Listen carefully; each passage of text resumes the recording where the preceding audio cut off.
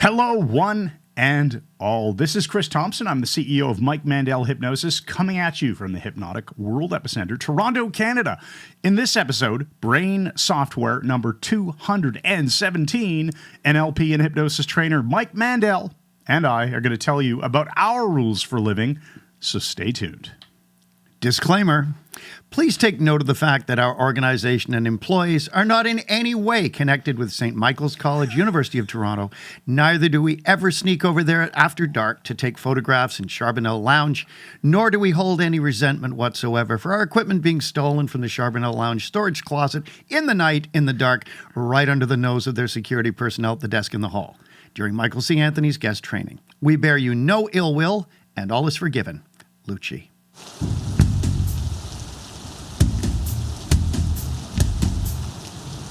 It's a funny thing, really. A damn funny thing when you really think about it. I mean, just because a person's passionate about not having hot crumpets on Christmas morning, does it really indicate that he's a thief? Like I said, it's a damn funny thing, so beware. Your morning meal may well brand you a serial killer, or even worse, a crumpet killer. But I digress. Let's face it, my friends.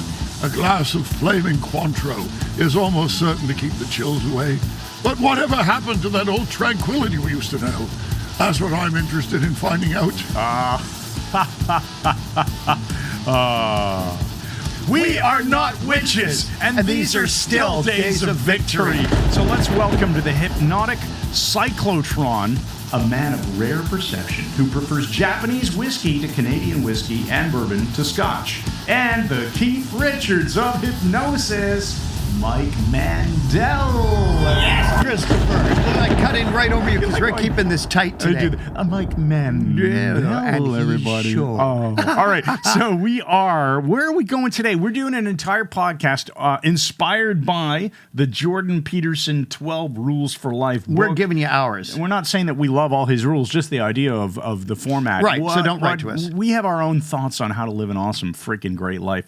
And we're going to talk about that. Now, you've got a note here that says Q&A from the group. What is that? Oh, from our hypnosis group online, Mike Mandel Hypnosis Engage, our group of all our students worldwide. A question came in, and I said we'd answer it on video. So I've spoken with the woman since and said we're going to answer it in this podcast. I told her when it's going live so she can check up on it. It's a couple of questions regarding using regression and using different procedures in order to depotentiate negative emotion from a past event. All right. So it is the repressed memory protocol that we're going to be talking about. And here, age right? regression. All right. So do you want to go through your answer? First of all, her question, the first one is repressed memory protocol makes the event run unconsciously first and then consciously. Aren't these the same when the person is in hypnosis? Now, since this is a podcast, you're going to have to do a pretty darn good job of explaining what all this means. Of course. Yeah. And how running the event releases negative emotions. People run events they're past all the time in their heads and keep crying. How does that not work? Well, first of all, according to Leslie Lecron and David Cheek, when we have a problem in the past, it presents itself first somatically in our body. We feel feelings. We feel emotions, or we get response in our physical bodies. As it is processed, it moves from somatic to ideomotor level, where we're getting finger signals or whatever signals we're using as it begins to surface. And then finally, it moves to the verbal level where they can talk about it. And that's when making it conscious is right, and that's when it's important. So when we run this process, we take someone back to an event, and we don't run it consciously. We have them go back. We have their unconscious mind review the event from beginning to end, giving finger signals when it's over and when they're experiencing particularly negative aspects to it. They'll give finger signals. We're tracking these. Then when it's over and they're safe again, we rewind and have them do it again. They may quietly cry. There may be nothing on the surface other than a scrunching of the face or whatever. They are processing it through repetition of the event, and the brain is beginning to make it rational where it can become verbal. At which point, after they've run it a minimum of 3 times, sometimes longer, I will ask the unconscious, are you prepared to now run this consciously? If I get a yes signal, we proceed. If not, we keep running it unconsciously and always offering the suggestion that each time we're presenting and removing more negative emotion, and when they're able to run it consciously, this will clear the last of it. And when it flattens out to 0, then they're free of the event holding them back. Now, that's one way of doing it. The other question is about age regressing. And she's saying that when abreaction occurs, either we may let it complete or let it stop within 20 seconds, take it to a laughing place. Before you go further, make sure you explain what is age regression and what is abreaction. Going there way ahead of All right, cool. So I'm reading her question. I'll clarify. When we take someone back to an initial sensitizing event, not a subsequent sensitizing event, but to the initial one in a hypnotic trance, we're doing this in somnambulism. We can keep that one ego state, that subpersonality, locked onto it, and we let them process all the negative emotion so it drains out completely. We do this and make the event rational to their conscious mind. We may do other things like that is the have the abreaction adult part. go back and tell the informed child, you survived this, and give them a hug, whatever. The abreaction is the processing the emotion, obviously so, in a deep hypnotic trance. Now, she's asking about running into and jumping into a laughing place, which again is Dabney Ewan. Because there's two ways that people have addressed abreaction. Either stop it before it gets started. It's sort of like if you push a go-kart over a hill, you better stop it before it starts going down that hill. Good point. Or you got to let it go all the way down the hill, because if you try to intervene while it's halfway down, nice metaphor, bad things happen. Right. And so a laughing place is a very resourceful place we set up in advance so we can do a technique I call dipping. They start to abreact it, and then we move them into the laughing place, which will be stabilized with some sort of anchor, and reinforce how they feel so much better now and how much of the negative emotion they have just let go of. Then we go back again, and you'll notice it's less than it was, and we'll process more of it. Dip in and out until it flattens and there's nothing left. It's like exposure therapy if you want to think about someone getting used to ice baths, because some crazy people, I'm not kidding, I'm not actually crazy, but I don't like cold, so the idea of sitting in an ice bath.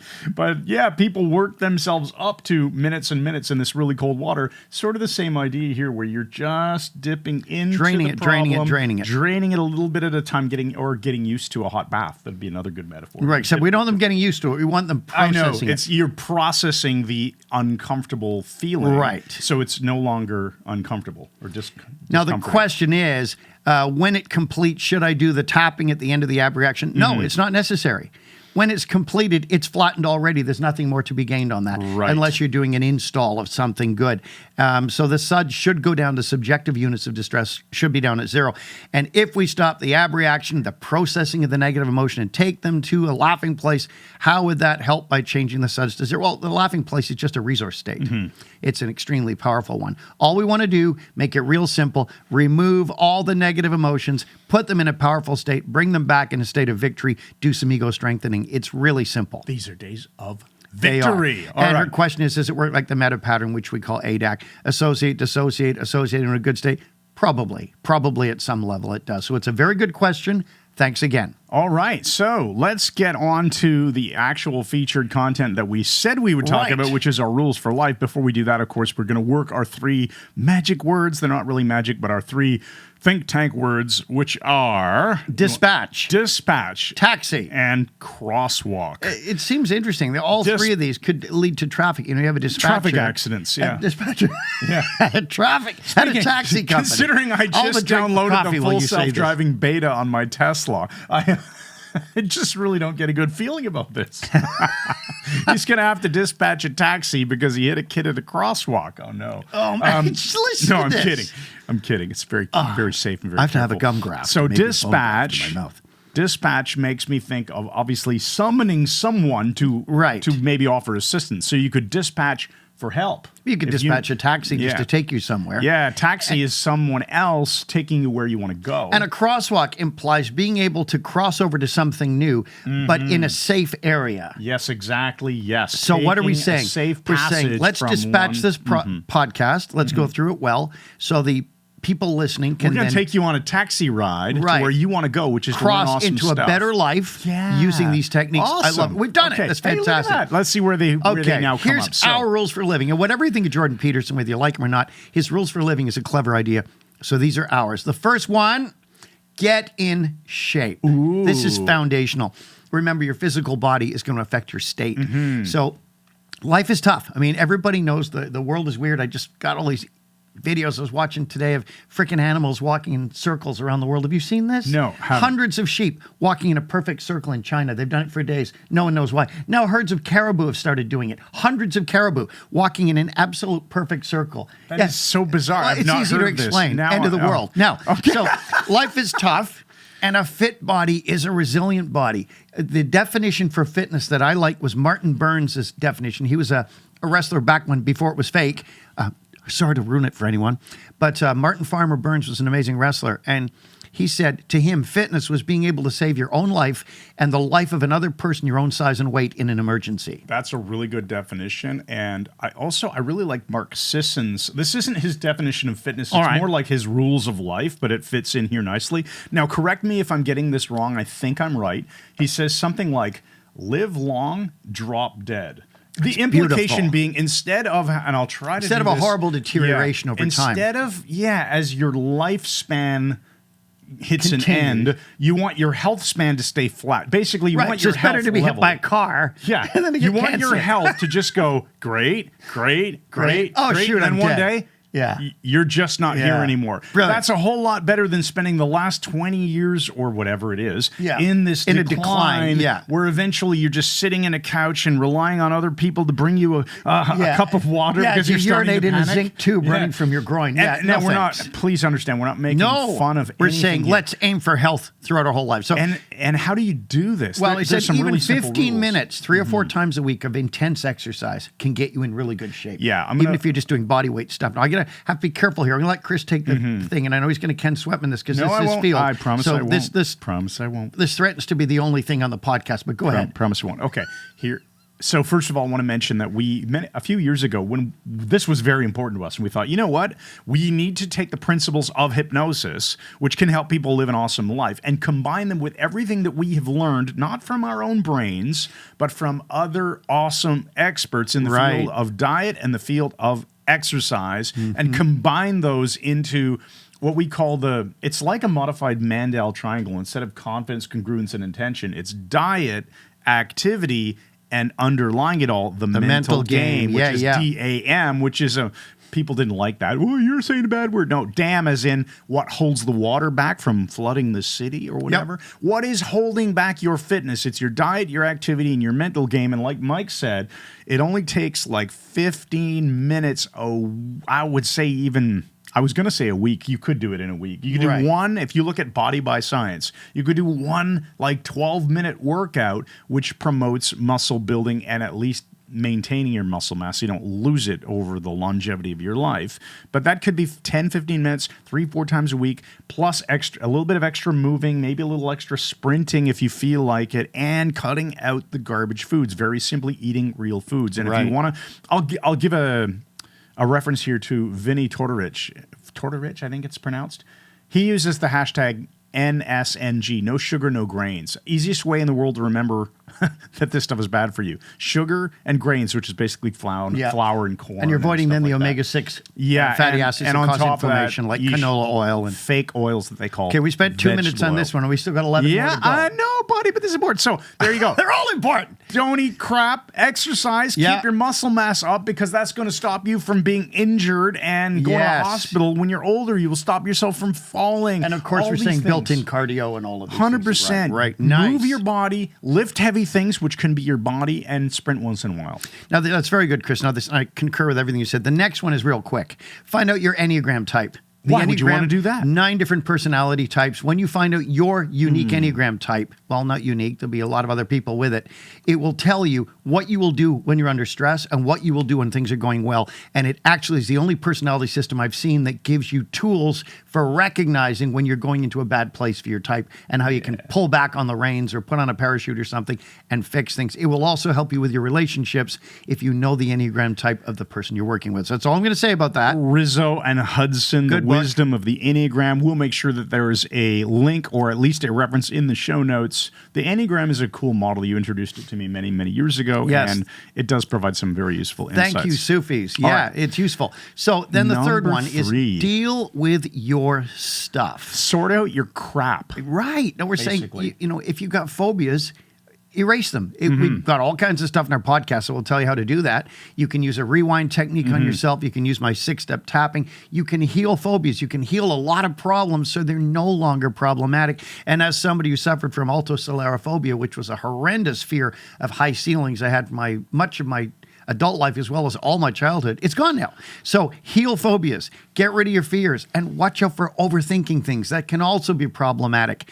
These tools that we offer and that are all over the web, you can find ways, they're readily available, and do the rewind. You can do Jinshin Jitsu, you can do 6-step tapping, but the tools are out there. Clear up your own stuff and become self-aware. Okay, I want to mention really quickly, too, here that we do have a program called the Personal Growth Membership. It includes our Wellness Academy, which we just talked about, the whole building muscle, getting in shape, all that kind of stuff, diet. And it also includes our Personal Development Academy, which is really, actually, we just re-recorded the whole thing last year. Or was it this year? 2021 or 2022? I can't even remember. Idea. I think it was this year we finished it. Can't tell. It was a redone in 2022. It's amazing. It will help you deal with the 5 most important areas of your life. Fitness is one of them, of course. And it's phenomenal, and it's really cheap. I mean, it's less than a cup of coffee a day, and it's on our website. We'll put the notes in place, but this will help you. So if you like this, and we're going to continue to give value in this podcast that you can use right now, but if you want to go further, check out our Personal Growth Membership. Beautiful. So deal with your stuff. That was number 3. Number 4, Christopher. I like this one. Master the art of rapport. Now, Chris is the rapport master. I'm a 9 on the Enneagram Type, Enneagram 9 are the ones who build the rapport. You know who else is? Al Pierce. Lisa's husband is a classic 9, and he's got a 1 wing, which makes him perfectionistic in his work and that, which is great. But I was over at their place, and as I'm talking, he comes over, leans on the counter, of course, mirroring me exactly. Without and consciously entirely noticing it. unconsciously. Yeah. He's not taught NLP or anything, I don't think. But the 9s build rapport. When you have rapport with other people, and any of the types can learn this, you're well on your way to building very strong friendships, strong business relationships with other people. Rapport is a bridge-building skill, and it will help you be likable to other people. Yeah, it really is a worthwhile skill to develop. Practice it, because people will like you if they like how they feel about themselves when they're around you. And that's the distinction, right? That's the distinction. It's not if they like you. Right. It's how they feel about themselves when they're around you. And this is really key. It's actually the secret to pretty much all relationships, isn't it? That you want other people to feel that they like themselves. They like how they feel about themselves. Yeah, if every time they're around you, they're building their own self-esteem and their own ego is feeling better, that becomes anchored. Then you're the person they feel great when they're around. There's a neural pathway between them being in your presence and them feeling awesome about themselves. This is just it. And that. Now, the other thing is, so you can match people's body language, you can mirror them, you can tap when they breathe, all of these things. I want to offer a very quick challenge for you, too, because this is what Mike and I have talked a lot about this stuff over the years. There are going to be people in your life where you're doing this naturally. They feel great about themselves in your presence. You're in rapport. And there are going to be relationships where you wish that was the case, but you're not doing what you need to do. So think about that. Ask yourself the empowering question. How can I start to do what I already do in these other relationships in this one here that really matters to me? And how will I start doing it now? And enjoy the process. That's great. And remember John Grinder's ultimate rapport secret, which I think is amazing. Just pretend the other person, whether it's a business associate you have a meeting with or someone you're in a close relationship with, whoever, even a stranger on a train, make sure you treat the other person as though they are the most fascinating, important person you've ever met. Your mirror neurons will do the rest. You'll have the rapport. Stop it. Okay, number 5, be a good listener. Oh, we can really suck at this sometimes, can't we? I mean, we have moments. We have our moments where we're not great listeners because we get caught up and we're so excited about what excites us and we want to talk about it. I know, I talk and over other people. And it's great. We do it to each other. In fact, we do it on this podcast. Do it with our much wives. to your annoyance. Yeah. But it's really important to actually sometimes just shut up and listen. Right? Right. And not that horrible form of active listening. There's different forms of active listening where they say, make eye contact when you're talking to the person. That's a great thing, unless you stare at them and don't blink like Hannibal Lecter, in which case it's creepy and scary. So you want to make sure you're making eye contact because the person feels listened to. So you're saying you should stare at other people and point your ear towards them? Yes, Oh, Kathy, sorry. yes, is that Kathy actually- Newman. So, not the act of listening where you rephrase what they say, like he just did, but use their actual language back. So if they say, I'm feeling a bit down lately, don't say, I think you sound like you're depressed. So you're saying No. that you should take out your iPhone, record their actual words, and play it back for them? Yeah, Chris, that's what he's doing it Okay, now. down He's to- actively listening the wrong way. So instead, you just say a few of the words, a little down lately, or whatever they said. Yeah. That builds the rapport. Don't you love That's it when listening. People go, you said no. It's like, hate well, it. you're either telling me what I said, in which case I already No, know. what I think. said- What I think. Yeah. You Yeah, think it's the that you think or the you said. It could be the same No, thing it's with the the you bane of my said. existence, the you think one. Wouldn't the same thing be true I though, guess with it the would, you yeah. said? Because if somebody's telling you what you said, then you either know you said it Yeah. or they're quoting you wrong. Either Yeah. way, it's useless. That's right. It's an Don't mind read. It is not a valuable. I can't stand. I got to say it again. Yeah. You think that didn't. Well, first of all, if I did think that, I wouldn't need you to tell me because I'm already thinking it. And secondly, if I don't think that, then you're wrong. So shut up. It's like either way, don't say. Ask Yeah. questions. Now that's a great form of real active listening. That's a really good point. Ask the other person questions. And again, Al Pierce, God bless him, great guy, the Rapport builder. His wife was telling me he is known for his questions. He draws people out, but in a genuine interest. A genuine because he's interest. actually interested, right? And so if you ask questions, and that can be clarification questions, that can be, can you give me an example type of questions where Right. you're looking for more, you're drawing the person in to talk more about what they already want to talk about. Yes, exactly, As opposed to telling them what they mean or anything like that. Stop it. It right? drives me crazy. And here's the last one for Be a Good Listener. That's great stuff, Chris. Don't talk about yourself all the time. Endless self-reference is narcissistic. And this is something I've had to I learn remember when I because discovered that. I have such a fascinating life that when my wife would say something, I'd say, oh, well, in my case, and I'll bring out an example from my own life. Yeah. But she said, do you always have to do a self-reference for everything that anybody mentions? So I said, well, my own life is the only reference I've got. And she said, yeah, but people want to talk about their own stuff. So, yeah, avoid what I was doing all the time. Of course, I never do it now.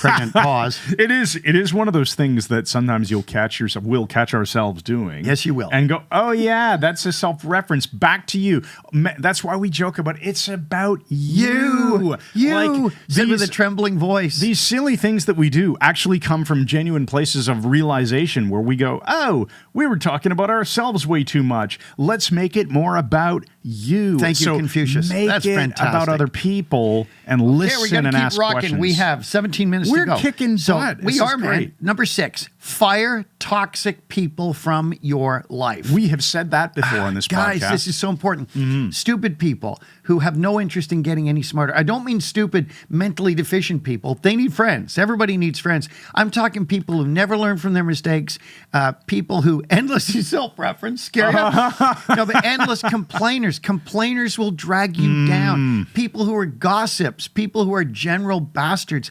This is General dross. bastard. Yeah, I love you it. don't need this stuff in your life.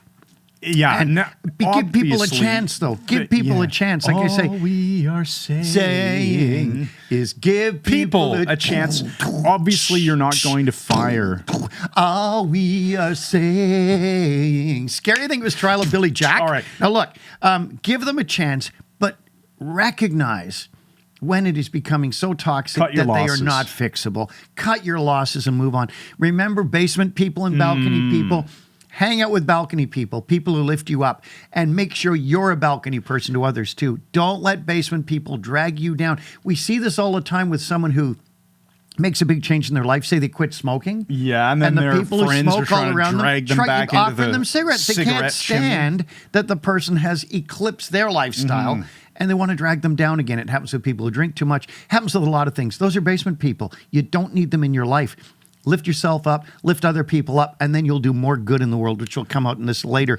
I want to give you a little yeah, go analogy ahead, while Chris. you're working on the next point there. Yeah. In the world of finance, there's an expression not to throw good money after bad. I'm sure most of you have heard that before, I have. whether or not you're applying it to investments or spending or anything. But don't throw good money after bad, right? Same thing applies to your time and your energy. Don't throw good time and energy after bad time and energy. No, that's Once you've interesting. given someone a chance And obviously, this isn't going to be the case with super close family. Like, you don't want to fire your mother just because she has a bad attitude kind of thing. You'll have to still deal with that and possibly coach. But when it's people that are not going to add value to your life, they're not connected to you in any meaningful way. And you're not adding value to them because they're not listening. I just said meaningful whale instead of way, I like which is really weird. In a meaningful way, yeah, you can cut those off. All right, back to you because I don't want to reteach what you don't just let taught. Don't let people invalidate you and treat you badly. Just don't accept it. Expect respect. Yes. Start again. We'll edit that out. Expect respect and make sure you get it. So what about number 7, Chris? All right. Find a way to give back to others or give back to society in general. That's why we do this podcast. We have a blast doing it. We don't get paid, guys. Hopefully we get. Yeah, we don't even have sponsors. No commercials. The only sponsors are the fake ones. Yeah, that's right. We come up with ourselves. Don't give it away. Oops. You mean that Brado and all the Gus Grissom and stop. We'll edit that out. Oh, oops. Yeah, there we go. Okay, so find a way to give back. What do you do now? Remember, everything you do is selfish. So giving back, giving gifts, giving your time and energy is still selfish because it probably makes you feel better. Right? We all do it. Mother Teresa, why did you help those sick people dying of leprosy? She said, because it makes me feel so much better. Well, that's okay. So keep that in mind. That's okay. Everyone acts selfishly. And if you're helping someone out with your selfishness, that's fantastic. Did you say shellfish? Shellfish. You said whales? You've brought in shellfish? I think I said I need selfish. you to find some sort of purpose to this. Scary thing was another cetacean.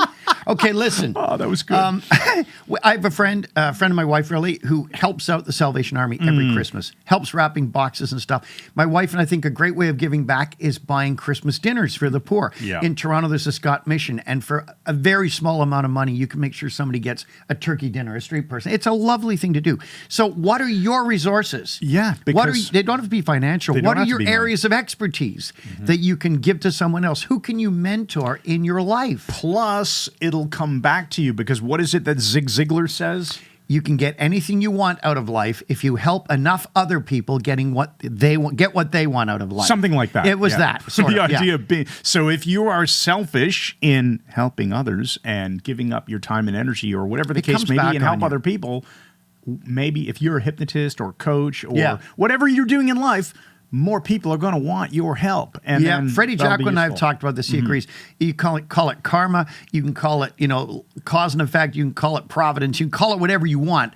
But our experience is the more you treat people with equanimity and kindness and generosity, it really does come back, guys. So find out who you can mentor. Who can you pour into their life what you know? And I've just been able to do this with a young hypnotist in Toronto and get him moving in hypnosis. It's been a wonderful experience. So ask these empowering questions. Chris, go ahead. Oh, what will I do today to help someone else be the best they can be? Nice. And you want to do the second one? Oh, you do it. You're doing well. All right. You're enjoying yourself. Who can I help on a regular basis by giving them my wisdom and life experience? Excellent. So number 8, you'll like this one, buddy. Find out what your superpower is. That's a really good one. Yeah. What are you great at, right? What are the areas of your life that can be helped and improved using the powers that you already have? Think about it. Even if you're talking about business, and we're not necessarily, but if you're talking about business, I read someone said a great line. He said, find out what product or service that you are uniquely qualified to deliver better than anybody else. Well, there isn't anything. You're not looking. You have something. There is going to be an answer. That's right. Yeah.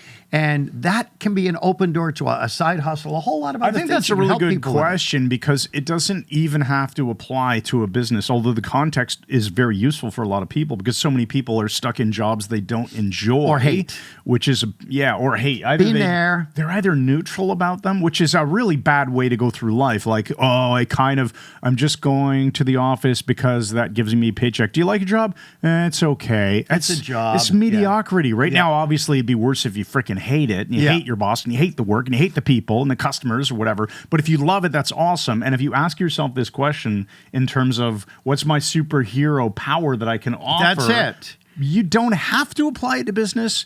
It's a wonderful opportunity if you can. You don't have to apply it to business. Anywhere. He's correct. Just feeling good. Do you have a great memory? How can you use that to help other people or teach other people? Do you have amazing fitness skills? Show somebody how to get in shape.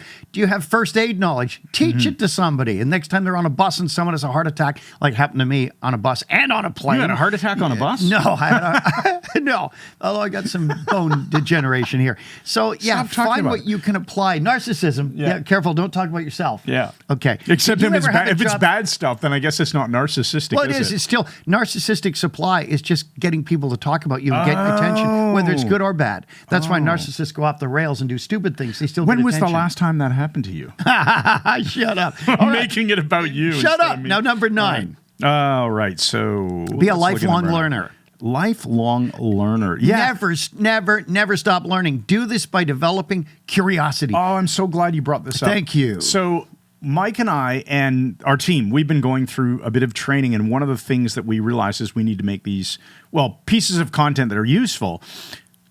I have no idea what the Switching hell to I was just English. going. Yeah, I don't know. It's not even interesting, though. But, okay, so be a lifelong There learner. was, yeah. Oh, yeah, that was it. Thank you. Okay, so we were realizing when we were talking about hypnosis and people who are studying hypnosis, we have a very large email list. So when we send out broadcasts, people will reply or people will see our videos and stuff like that. And sometimes here's what happens. People come back and they go, oh, I'm already qualified as a hypnotherapist. They're acting as if they took some class, they got some piece of paper, and that's it. And it's that's ended. the end Yeah, game. the learning stopped. You could just stop now. I mean, that would be similar to, I don't know, what else? If you were to stick to hypnosis, oh, I read that book, I got to the last page, I'm done now. Or I took my math exam, I'm done. I know all the math in the world. That's There's right. if you love, not that most people listening probably don't love math. I mean, I'm okay with it. But Self-reference. I enjoy it at times. But Narcissism. most people don't love math. But if you do, Yeah, if okay, you do, that's fine. And then you finish your grade 9 math exam and you go, awesome. Now I get to go on to the grade 10 stuff and whatever Yeah. else is after Right. that. So there is no freaking end game until you're dead. Right. So keep Always developing be learning. curiosity, ask questions about things, keep learning, find new areas to learn. Yeah. I said, I gave myself a classical education. I studied language and music and art and culture and literature and all these things, which gives me a huge schema, as you will testify. Yeah. That's why I was on Reach for the Top. It's narcissistic.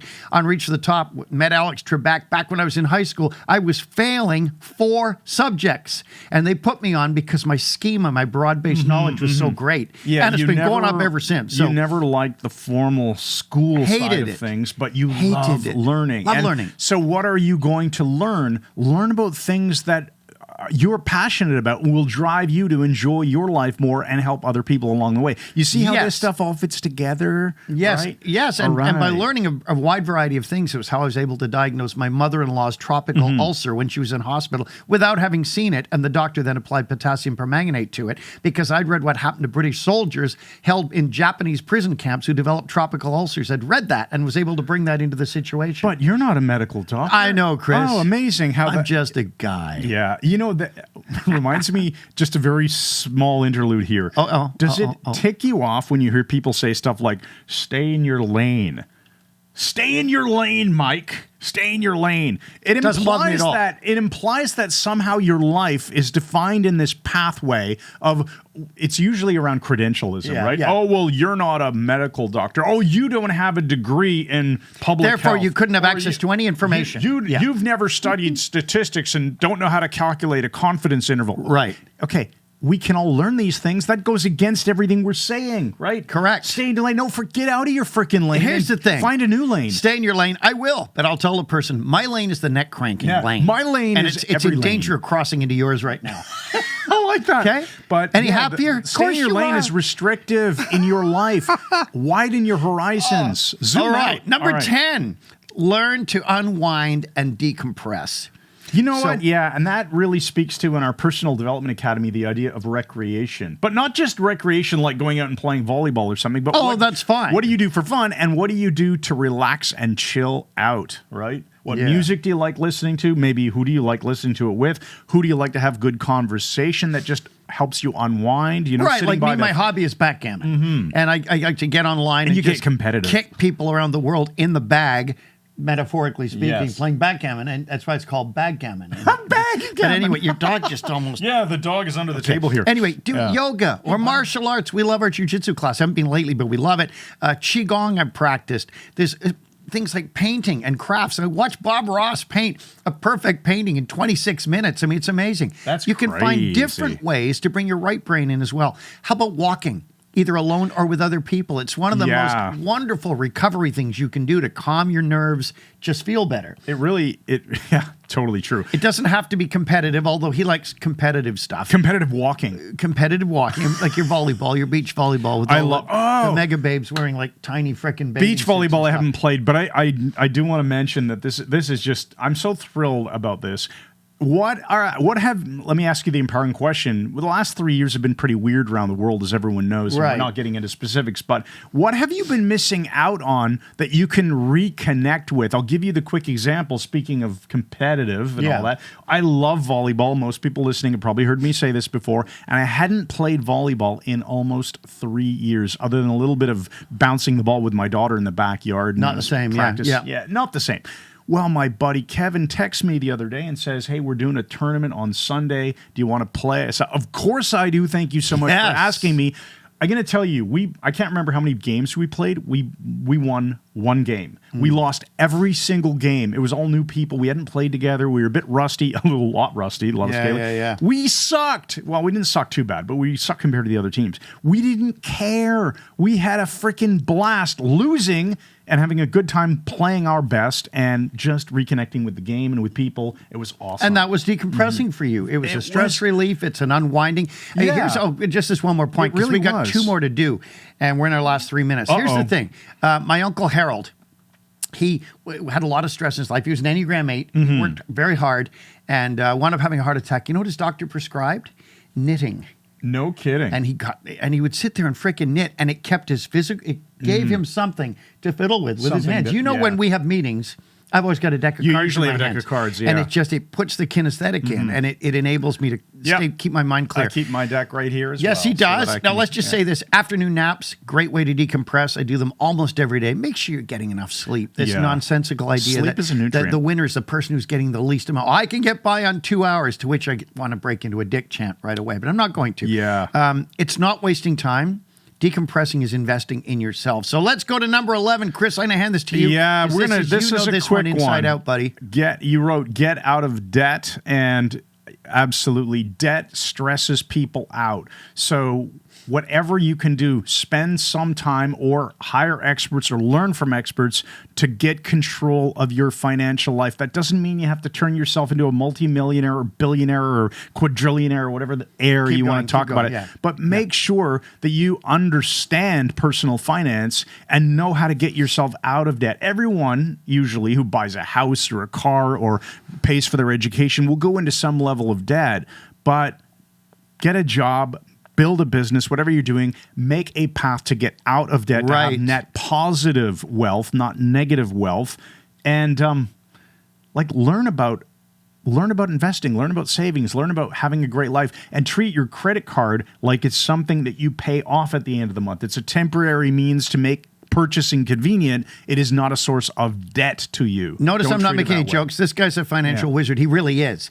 And so listen to what he's saying. This is very important. In Canada, they had this program called Freedom 55. Yeah. When you were to attempt to get out of all debt by 55 years of age. When we bought our house in 1985, I thought, I'm never going to be able to afford this. It was insane. It was $90,000. I was like, whoa. Your house, yeah. Yeah, our house. But I get out of debt, I think it was 53. And erased all debt. I don't carry credit card debt, nothing. Yeah. Mm-hmm. And what a benefit it is to your mental health when you don't owe money.